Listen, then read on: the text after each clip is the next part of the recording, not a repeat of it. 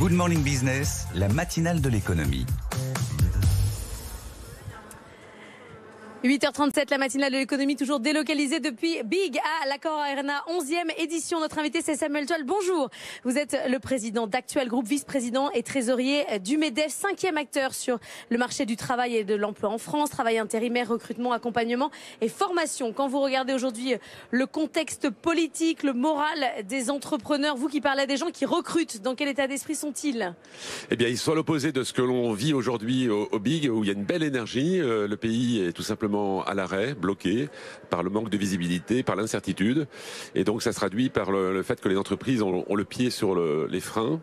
Et donc ils n'embauchent pas, ils n'investissent pas. Et donc les chiffres de l'emploi sont en baisse, moins 20% sur le recrutement au niveau national en ce moment.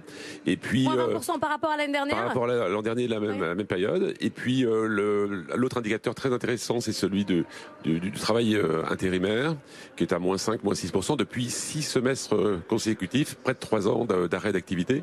Donc ça veut dire que tout simplement les entreprises attendent d'avoir un cadre précis dans le cadre budgétaire. Et donc l'emploi est à l'arrêt.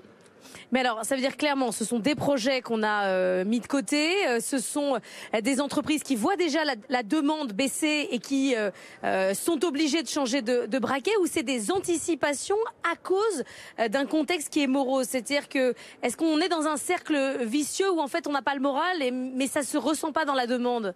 Eh ben oui, de fait, on le sait que dans la demande, la consommation est en berne également. Ça se traduit aux deux niveaux. Les consommateurs consomment moins, ils épargnent, et les entreprises investissent moins et mettent leurs projets en stand-by par ce manque de visibilité.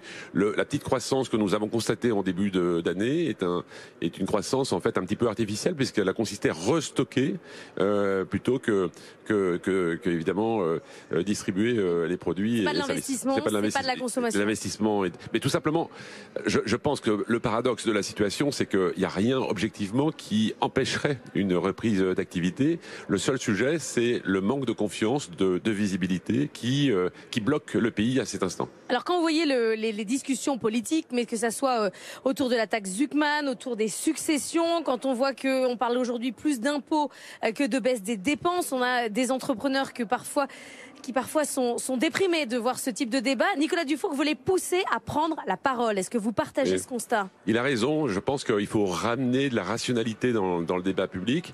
On voit bien qu'il y a des postures très politiques, très clientélistes, pour pas dire démagogiques, qui s'expriment actuellement. C'est très loin de la réalité. Les entreprises, en réalité, aspirent qu'à une chose, c'est travailler, produire, développer leurs clients, investir, embaucher, créer des emplois.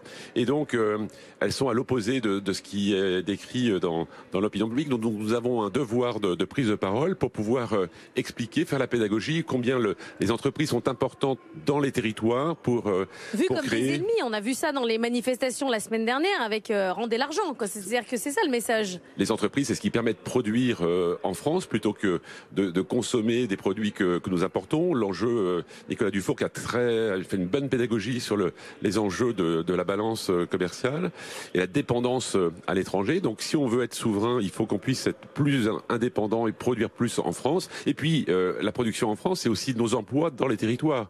Et donc c'est ça qui est évidemment l'enjeu qui est posé, la désindustrialisation depuis toutes ces années. Il faut absolument inverser la tendance. Et donc je pense que les Français, d'ailleurs dans les sondages d'opinion, on voit bien, ont plutôt une bonne image de l'entreprise, et ils demandent effectivement aux chefs d'entreprise de prendre la parole et de s'exprimer plus fortement.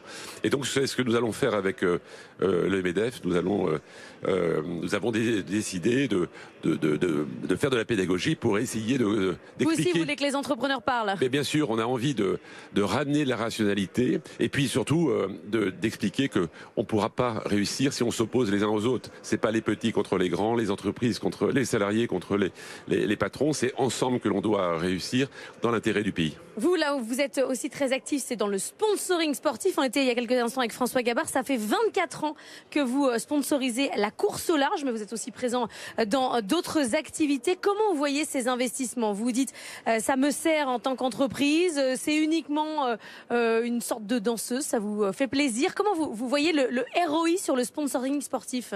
Ça ne peut pas être considéré uniquement comme une danseuse, sinon ça ne durerait pas aussi longtemps. Le sponsoring sportif, très clairement, c'est une démarche très intéressée puisque c'est un enjeu de communication. Donc mon entreprise a besoin de communiquer et donc elle a choisi ce vecteur de communication tout simplement parce que nous n'avons pas la chance d'avoir des produits à proposer. Nous sommes dans une activité de service et on trouve que les valeurs du sport ont beaucoup de vertus, d'autant que dans le domaine du recrutement, on est en permanence à rechercher des talents et on le voit dans le domaine du sport.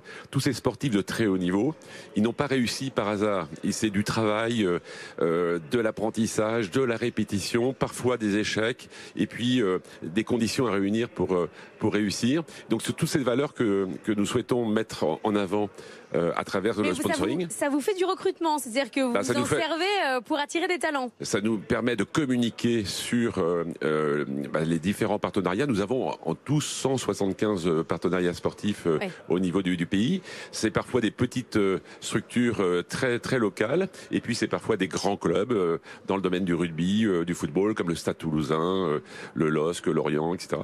Et puis il y a le bateau qui est évidemment pour nous un totem, un étendard que nous mettons en avant parce que les valeurs de la voile ont beaucoup de vertus et s'il y a bien un domaine où on peut montrer de l'audace, de l'ambition, c'est dans le domaine de la course au large. Donc pour nous, c'est un vecteur de communication très intéressant. Merci beaucoup Samuel Toile d'être venu ce matin sur le plateau de la matinale de l'économie.